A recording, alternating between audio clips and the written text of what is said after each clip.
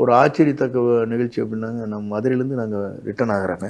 அப்படி வர்றபோது என்னாச்சுன்னாங்க, அந்த full class வந்து டேமேஜ் ஆயிடுது. அது எப்படி ஆச்சுன்னு விரிசலாகி அப்படியே தொடர்ந்து விழுந்துருது டிரைவருக்கு முன்னால்.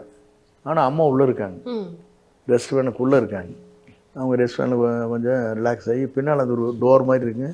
இந்த லாக் இப்படி டோரை திறந்தால் மட்டும்தான் டிரைவர் தெரியும்.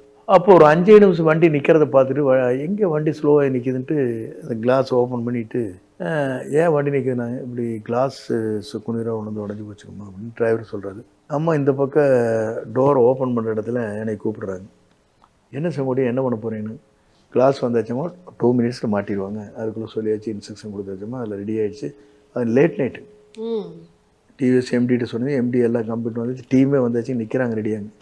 ரோடு ஆன் த வேல் இருக்குது நேஷனல் ஹைவேஸில். அப்படி எடுத்தாங்க, பீடிங் போட்டாங்க. 15 நிமிஷத்தில் அப்படியே ஃபிக்ஸ் பண்ணிட்டாங்க. பீடிங் எடுத்து பீடிங் அப்படியே வைக்கிறதுக்கு மேலே அது மாதிரி கிளாஸ் வச்சாங்க. அப்புறம் வீட்டில் இறங்க சொன்னாங்க, உங்களால் இது பண்ண முடியாது, அதனால பண்ண முடியாது. அதெல்லாம் வந்து நம்மளுக்கு வந்துங்க ஒரு ஆச்சரியத்தக்க மட்டும் இல்லைங்க, ஒரு தலைவர் லீடருக்கு நம்ம செய்கிற போது இறைவன் நம்மளுக்கு ஒரு துணையாக இருந்திருக்காங்கிறது தான் காரணம். வேறு நம்ம தனி மனிதனால் செய்ய முடியாது. நமக்கு மேலே ஒரு இறைவன் இருக்கானுங்க, இறைவனால் தான் அதை செய்ய முடியும்.